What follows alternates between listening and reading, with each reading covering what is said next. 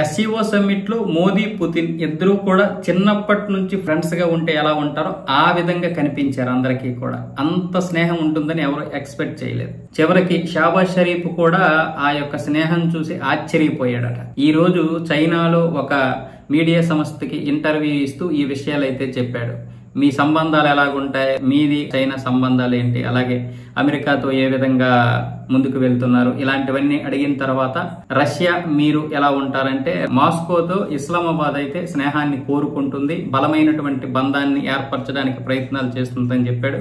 మరి భారత్ రష్యా యొక్క బంధం ఎలా ఉందంటే నిజంగా నేను ఆశ్చర్యపోయాను. భారత్ రష్యా బంధం బేష్ అంటూ షాబాజ్ షరీఫ్ అయితే తన నోటితో చెప్పాడు. ఎప్పుడూ కూడా విషం చిమ్మేటటువంటి ఈ షాబాజ్ చెప్పక తప్పలేదు. అంటే అక్కడ వాళ్ళిద్దరిని చూసిన తర్వాత తనని కూడా ఒక పక్కన పడేసి చివరికి జిన్పింగ్ కూడా తనని పట్టించుకోకుండా పక్కన పడేసినటువంటి పరిస్థితుల్లో ఇప్పుడు భారత్ గురించి విషం చిమ్మే పరిస్థితి లేదు. ఒకవేళ చిమ్మితే ఉమ్మూసేస్తారు అందరూ. అందుకే తప్పక చెప్పకుండా ఇద్దరు కూడా చాలా మంచి స్నేహం మేము ఊహించలేకపోయామంటూ మాట్లాడినటువంటి షాబాజ్ షరీఫ్ ఇప్పుడు రేపు 3వ తారీఖున అక్కడ చైనా విక్టరీ ఉంది కదా, 2వ ప్రపంచ యుద్ధం ముగిసి 80 సంవత్సరాలు అయినటువంటి సందర్భంగా చైనా విక్టరీ పరేడ్ అయితే నిర్వహిస్తుంది. దీనికి ఇప్పటికే కిమ్ కూడా వచ్చాడు. అలాగే పుతిన్, షాబాజ్ వీళ్ళందరూ ఇంకా అక్కడే ఉన్నారు.